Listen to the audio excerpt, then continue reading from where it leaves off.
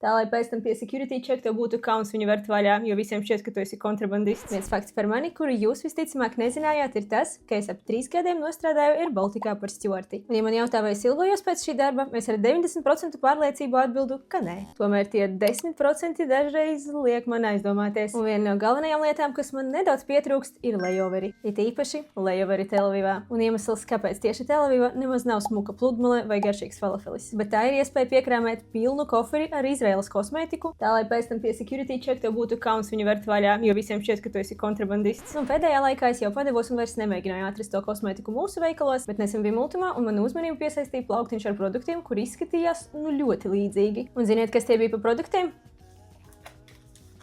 Jā, tie ir tieši tie produkti, kurus es agrāk esmu vedis no Izraēlas ne tikai sev, bet arī visām savām draudzenēm un ģimenei. Šos divus attīrošo pieniņu un sejas krēmu ar SPF es jau esmu lietojis iepriekš un es viņus absolūti mīlu. Un pats tēt paņēmu arī kaut ko jaunu, šādu hialuronskābes rolonu acu serumu, jo, ziniet kā, gadi iet uz priekšu un tā āda ap acīm nepaliek jaunāka. Tā kā jā, izlēmu paņemt arī šādu. Kāpēc man tik ļoti patīk tas krēms? Tāpēc, ka viņš ir diezgan biezs, bet ļoti ātri iesūcās un nepaliek tas pretīgais baltais slānis no SPF, un es viņu mierīgi lietoju arī zem kosmētikas. Tagad jūs zināsiet Cabin Crew skaistumu noslēpumus, un tos var nopirkt multumveikalā.